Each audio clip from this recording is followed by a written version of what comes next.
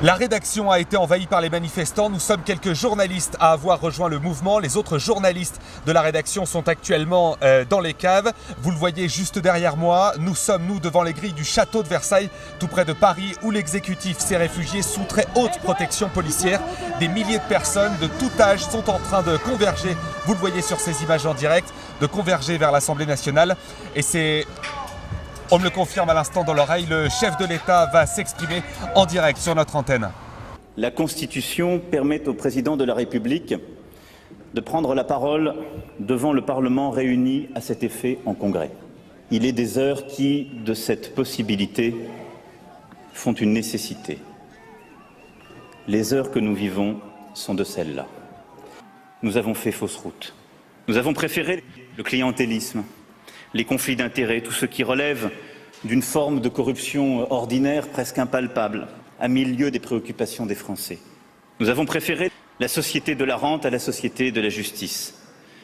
Et je crois profondément que par ces choix récents, notre peuple nous demande de rendre le pouvoir à ceux qui œuvrent à l'intérêt général et pour la dignité des personnes.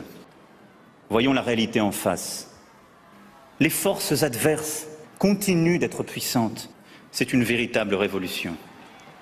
Elle prend parfois les traits de l'optimisme volontaire, d'autres fois ceux d'une colère sincère. Le peuple nous a donné le mandat de lui rendre sa pleine souveraineté. Nous devons partir. Il en est ainsi à chaque période. Lorsque le renouveau s'impose, j'y suis prêt. Je suis sûr que vous l'êtes aussi. Il ne nous est pas permis d'attendre.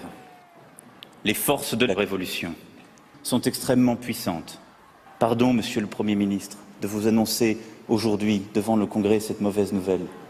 Ce qui nous est demandé par le peuple, c'est de renoncer, vous et moi.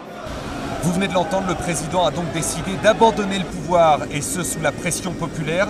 Les grands industriels français sont en train d'organiser l'exfiltration du désormais ex-président. Et vous l'entendez, un hélicoptère est en train de décoller depuis la cour du château. Et vous pouvez le voir également sur ces images de notre antenne. Le yacht de Vincent Bolloré serait appareillé, escorté par des rafales de l'avionneur Dassault. Un gouvernement populaire de transition serait déjà prêt à assumer les plus hautes fonctions de l'État. Ce gouvernement populaire se revendique des valeurs du Conseil national de la résistance.